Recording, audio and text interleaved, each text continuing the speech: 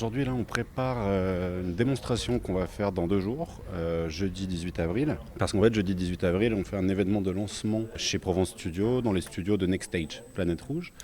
Nous, on est une société qui s'appelle Spline. On a un studio d'ingénierie visuelle, en fait, au-dessus de Paris, dans lequel on développe des outils technologiques pour le cinéma, l'audiovisuel, l'événementiel, etc. Et notamment, comme outil qu'on développe, il y a les bras robotiques de motion control. Ce sont des robots qui sont issus de l'industrie automobile, qu'on achète et qu'on détourne pour l'audiovisuel. On design une base, on met des caméras au bout. Et ça permet pas mal de choses en termes de précision, de répétabilité, d'avoir un tel outil. Et surtout, ça aide pour les effets. C'est-à-dire que, sans rentrer trop dans le détail, comme on connaît les trajectoires de la caméra, eh ben, ça peut aider ensuite en post-production, en amont, pendant ou après le tournage, pour l'intégration d'effets visuels. On est en train de préparer une de nos 2 démos qu'on va faire jeudi soir, qui est la démo plus cascade. Donc on recrée un décor d'un tripot avec une amorce d'entrée de magasin, et comme si des gens jouaient au poker dans un tripot et qu'il y a une bagarre qui éclate. Et donc on filme avec notre robot ces cascades. Ça permet de mieux maîtriser les mouvements caméra. On les connaît en amont, vu qu'on les crée en amont dans un logiciel en 3D. Donc on sait en fait où on sera. C'est un robot qui est assez grand, donc qui permet des mouvements que l'homme ne peut pas faire en termes d'amplitude, de mouvement pur et de vitesse. Donc ça permet vraiment de chorégraphier en fait, avec l'équipe cascade et notre outil une séquence, et donc de maîtriser en fait l'entièreté de la chorégraphie et du mouvement caméra. Et quand on a les deux bien préparés, ça rend des images assez cool. C'est rare ce genre d'installation? Pas trop, c'est-à-dire que nous, pour l'instant, en fait, à Paris, on fait essentiellement de la publicité. Donc, on fait rarement ce genre d'installation. Quand on a affaire à de la fiction, c'est comme ça qu'on travaille, en fait. On est obligé de faire des répétitions entre l'humain et le robot pour chorégraphier au mieux. Il y a aussi un aspect de sécurité qui nécessite ces répétitions. Mais ça dépend vraiment. On ne fait pas tout le temps des cascades, mais quand il y en a, on est obligé de procéder comme ça. Ouais. Cet outil, on essaie de le démocratiser, le bras robotique de motion control. L'idée, c'est ça, c'est de permettre plus d'ambition à nos clients, qu'ils soient moins bridés dans la création, que ce soit en publicité ou en fiction. Parce qu'en fait, ça permet vraiment de faire des choses assez folles facilement.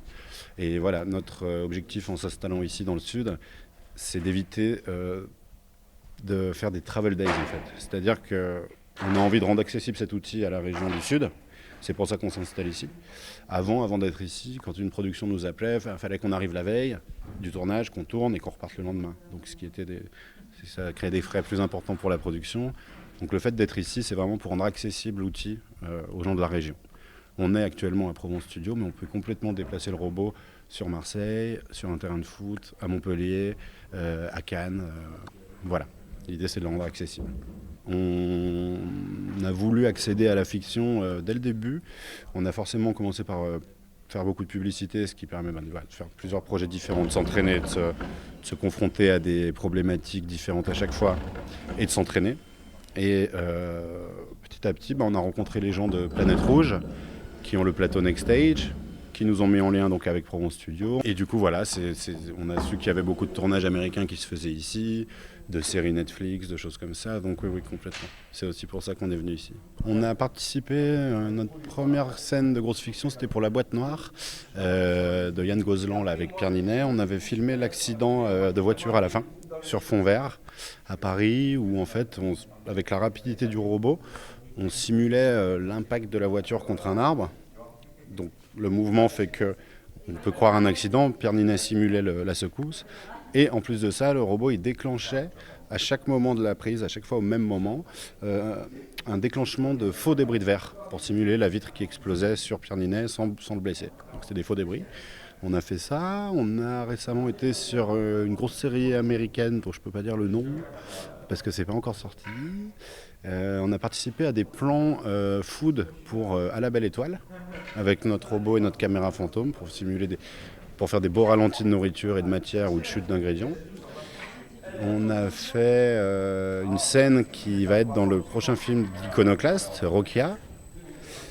Voilà ce qui me vient en tête, mais oui, on a déjà fait. Et là, qu'est-ce qui va se tourner à Provence Studio? Pour l'instant, je ne sais pas trop encore, j'ai pas de projet précis dans le pipe, mais on espère des très grosses choses. Et des très belles choses. Je suis en train de tester la trajectoire que j'ai programmée pour être sûr que le robot et la caméra viennent pas toucher un élément de décor et que mon mouvement mécaniquement fonctionne. Je teste un peu la trajectoire au ralenti pour être sûr que quand je la jouerai rapidement, il n'y a aucun risque. Le bout du robot peut aller jusqu'à 3 mètres secondes. Donc on peut faire bouger la caméra à 3 mètres secondes, ça va assez vite.